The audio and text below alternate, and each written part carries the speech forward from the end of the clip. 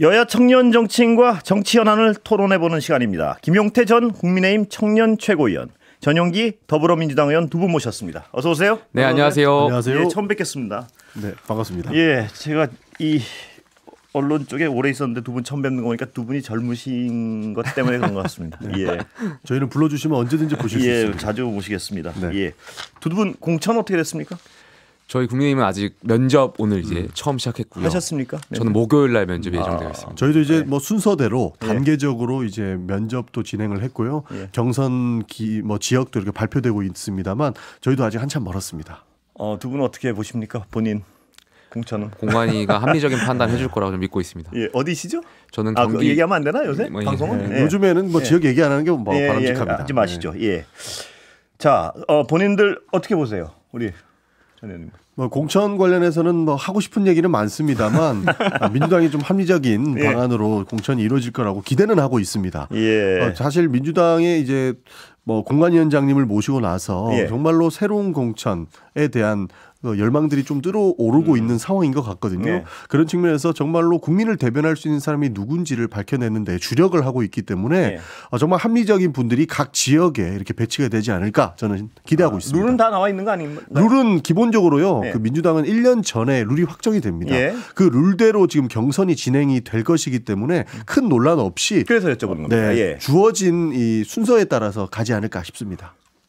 그 부분 잠깐 다른 걸 여쭤봤는데 그 부분부터 여쭤보면. 네. 룰대로 가는데 왜 지금 친명 비명 이런 얘기가 나오는 건가요? 사실 친명 비명 이야기가 나올 것 자체가 없습니다. 그래서 궁금해서요. 그런데 중요한 부분들은 이제 누군가가 컷오프를 당할 것인가 이 논란은 아직도 남아 있습니다.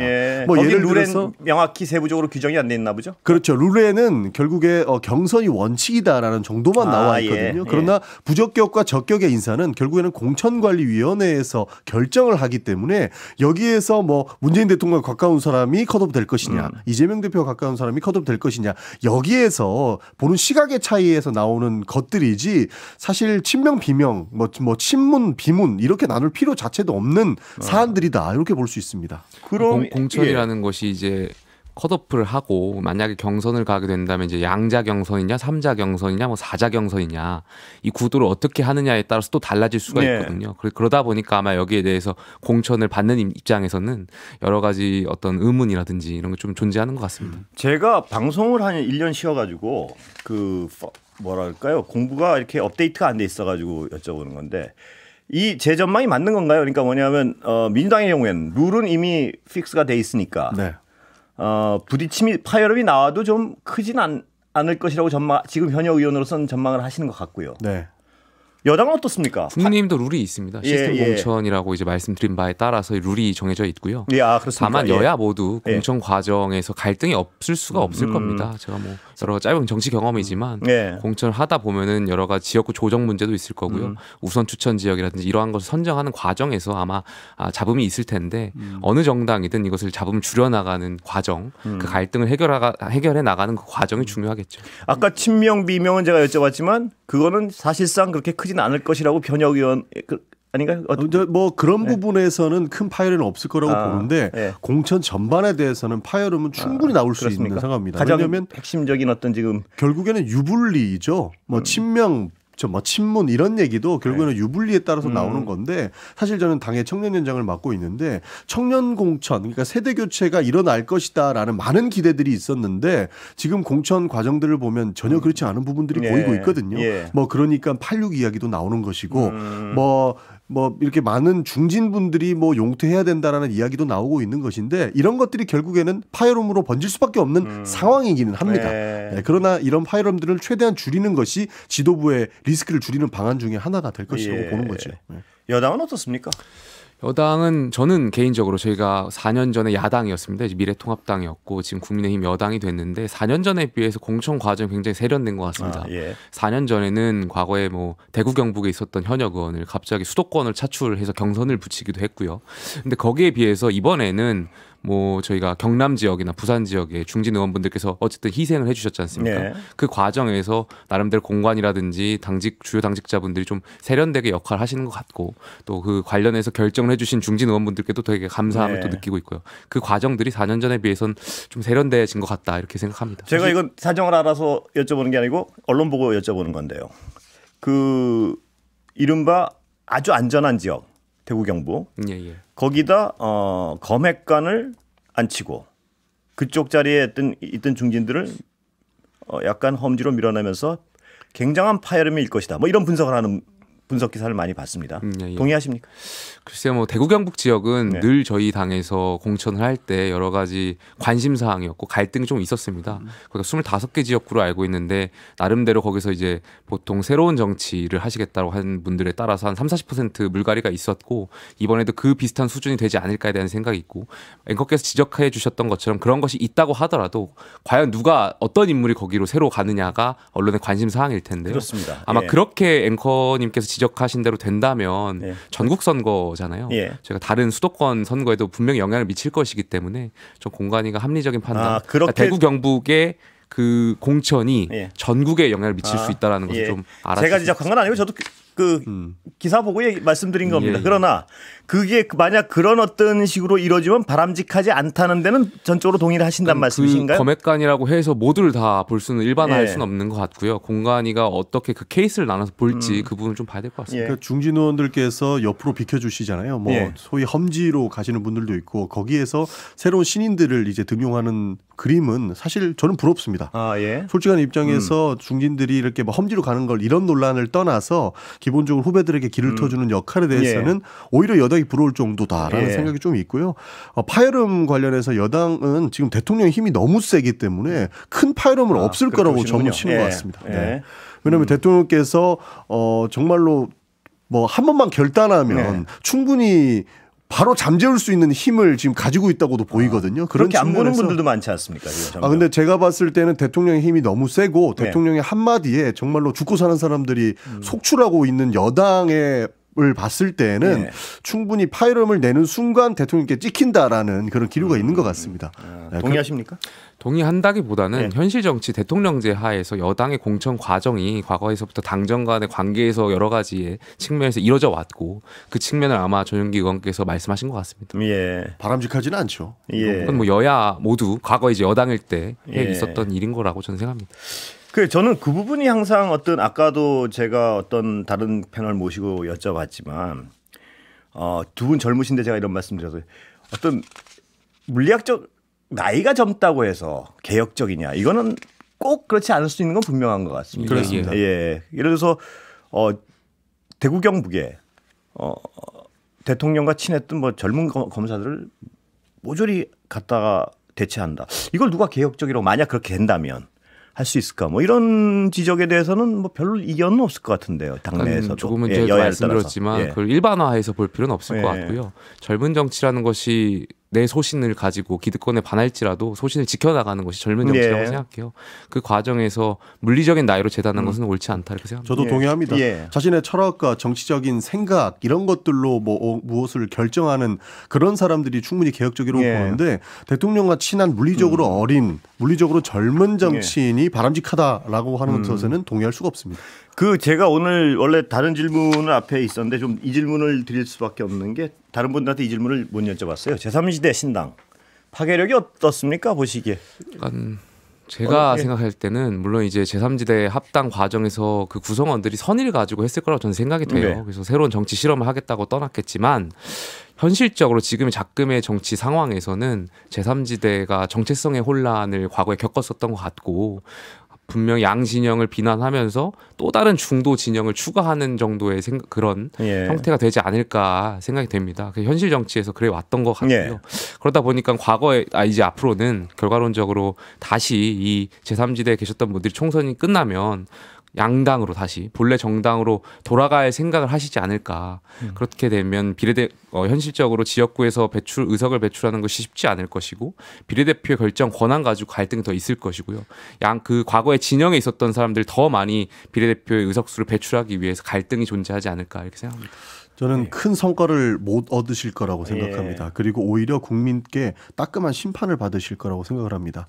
이런 잡탕도 없거든요. 예. 사실 제3신당이 지금 개혁신당으로 표방되고 있는데 보수도 아니고 진보도 아닙니다. 그렇다고 해서 중도층을 안아줄 수 있는 사람들도 아니에요. 예. 양 대표, 이준석 대표와 이낙연 대표는 보수와 진보의 성향을 모두 가지고 계시기 때문에 사실 이도저도 안 되는 상황에 계속적으로 놓이게 될 것이거든요. 당론 법안 하나도 결정할 수 없는 그런 당이 될 것이 뻔하기 때문에 국민들에게는 둘 다 싫어서 이 당을 선택할 수 있는 그런 상황을 주지도 못할 것이라고 보고 있습니다. 그래서 이번 선거에 이 선거만을 위해서 모인 조직이기 때문에 네. 저는 실패할 것이라고 보고 있고 오히려 심판을 받을 대상 이런 정치는 청산해야 된다라고 생각하는 사람들이 늘어날 것이라고 봅니다. 예. 처음에는 꽤 어떤 그 결과물이 꽤 클 것이란 어떤 전망들이 조금 좀 줄어든 것 같아요. 어떻습니까? 그러니까 분명히 제3지대에 예. 바라는 국민적인 기대감이 있겠죠. 그런데 과연 지금 제3지대가 그걸 잘 역할을 해낼 것이냐에 대한 의문점이 있는 것이고 전용기 의원 지적하셨던 것처럼 예를 들면 그렇습니다. 지금 뭐 이준석 개혁신당 대표라든지 이낙연 대표는 문재인 정부 때 소득주도 성장을 외쳤던 총리셨어요. 예. 근데 이질적이잖아요. 근데 갑자기 합쳐진 정당에 있단 말이죠. 여기에 대해서 국민들께 설득하고 뭔가 스토리를 말씀드려야 되는데 쉽지는 않을 것 그 같습니다. 과정이 예. 없었던 거잖아요. 예를 들면 여가부 폐지를 말씀하셨던 이준석 대표라든지 근데 반대 입장에 있었던 류호정 의원이 지금 같은 정당에 예. 있는 거예요. 여기에 대해서 뭔가 국민들께 설명하고 하는 과정들이 있어야 국민들이 좀 이해하지 않겠습니까? 근데 예. 그런 과정이 없었던 것 같아서 좀 아쉬운 측면이 있죠. 그렇죠. 당론 법안 하나 만들 수 없다라는 게 예. 서로에 대한 정책적 이 대립을 합의할 수 있는 그런 방법조차 없을 것 같습니다. 예. 예. 말씀하십시오. 너무나 명분 없는 아. 그런 정당이 되어버리기 때문에 처음에 가졌던 기대감 이런 것들은 차츰 더 없어질 것이라고 보는 거죠. 근데 두 분 말씀하신 대로 그 가치를 어떻게 통합할 것이냐는 부분은 제가 요새 뭐 이렇게 잠깐 이제 새로 맡으려고 공부한 바로는 잘 말이 안 돼요. 어떻게 가치를 통합할까 저기. 그런데 맨 처음에 또 공학적인 기대는 있었던 것 같은데 그 공학적인 기대감도 좀 줄어드는 것 같습니다. 보면 어떻게 보세요? 전 의원님부터 해보세요. 예. 그러니까 대안으로서의 역할을 충분히 할 수 있을 것이다. 예. 이의 기대는 있었던 것 같습니다. 그러니까 민주당도 싫고 국민의힘도 싫다. 예. 이제는 새로운 정당이 나와서 우리 국민들의 속을 좀 시원하게 만들어줬으면 좋겠다라는 그런 기대로 시작을 했는데 도대체 이 정당은 보수냐 진보냐 이 논란으로 빠져들면서 대안으로서의 가치도 없어졌구나 이런 평가를 받게 되는 네. 것이죠. 그러면서 점차 기대감이 멀어지는 것 같습니다. 예. 네. 한번 전 의원님 여쭤보기를 하나 더 여쭤보면 네. 저는 이준석 대표의 경우에는 그래도 나온 어떤 그 앞뒤가 설명이 돼요. 저한테 이렇게 설명을 하는 걸 보면 기사에서.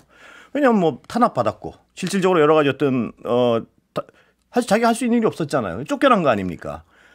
이낙연 대표는 어떻게 설명하고 계신 건가요 지금? 설명이 불가능하신 거죠. 그러니까 사실 당내에선 뭐 혹시 아시는 거 없나요? 설명에 대해서? 네, 저보다도? 당내에서도 이해할 수 없는 그래요? 상황으로 치닫고 있는 것 같습니다. 그러니까 두 분 다 훌륭한 분이세요. 이준석 대표도 본인의 정책적 설명이 명쾌하신 분이고 예. 이낙연 대표도 민주정부에서 총리까지 하셨던 굉장히 훌륭하신 분이거든요. 근데 이분들이 공학적으로 합류가 된다고 해서 그러니까 공합적으로 섞인다고 해서 이것을 명확하게 해석할 수 있는 부분들이 없어져 버린 거예요. 그래서 여쭤보는 겁니다. 네. 혹시 그 현역이신 분들은 뭐 다른 걸 들으신 게 있나 해가지고. 아니요, 없습니다. 예. 설명이 불가능한 것 같습니다. 이 두 분들은 합치는 순간 명분을 둘 다 잃을 것이다 라고 예. 지속적으로 경고를 해왔습니다.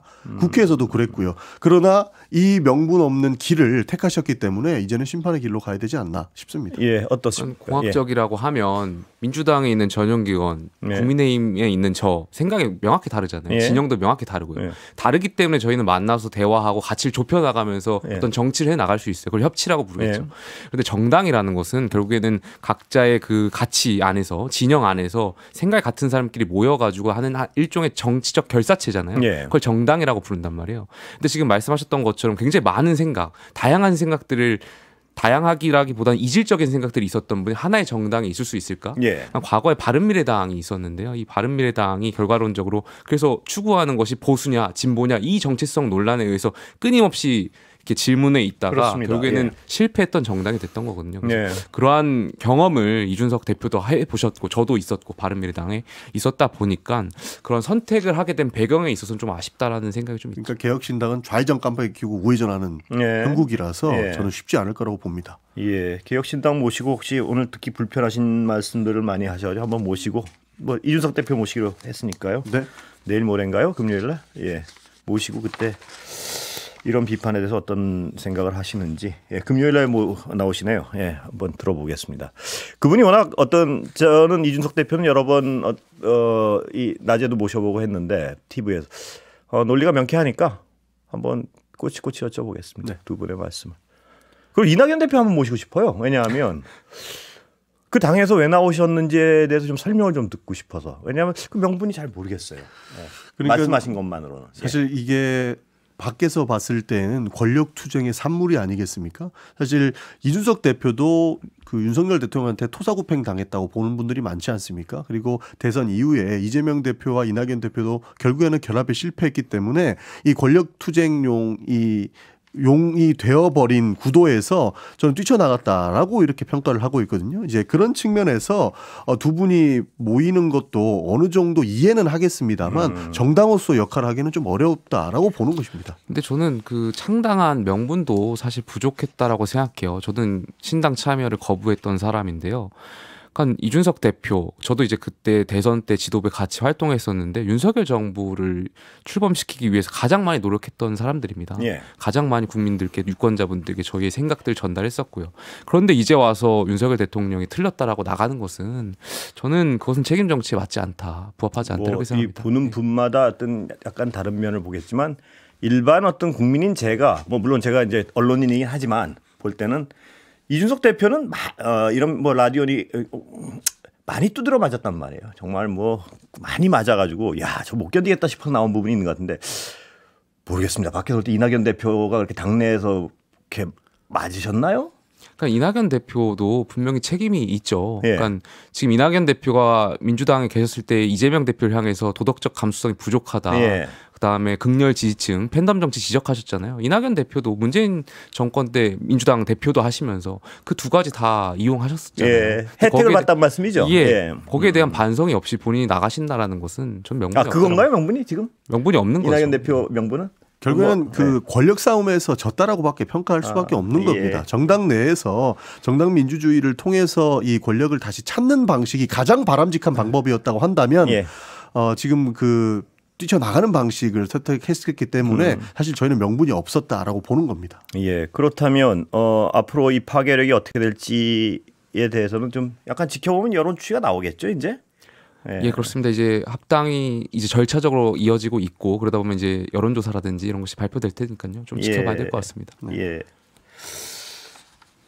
이 합당이란 부분이 사실 단순히 생각해서 저도 이 방송 시작하기 며칠 전에 이렇게 저 혼자 머릿속으로 생각했을 땐 윤석열 대통령의 어떤 지지율이 30%를 막 왔다 갔다 하고 그다음에 또 이재명 대표의 어떤 지지율도 도대체 좀처럼 올라가지 않고 할 때 제3지대가 갈 어떤 틈새가 많지 않겠냐는 게 일반적인 생각들이었단 말이에요. 근데 막상 뚜껑을 열어놓으니까 그 파괴력이 생각보다 안 한 이유는 그 합당 과정이라고 그 어떤 철학적 이결점이 없다 이런 걸로 보시는 건가요? 그러니까 이준석 대표의 개혁신당이 그대로 갔다면 혼자 이낙연 대표의 그 당이 또 그대로 갔다면 충분히 지지하는 새들이 모일 수 있을 거라고 봤습니다. 그러나 이 정확히 다른 명분을 가진 두 정당이 합치게 되면서 모든 명분을 잃었기 때문에 저는 실패할 가능성이 높다라고 보는 겁니다. 그럼 그분들은 왜 합쳤나요? 보시기에. 사실 그 선거만을 위해서 합쳤다고. 선거에 도움이 된다고 왜 판단했을까요?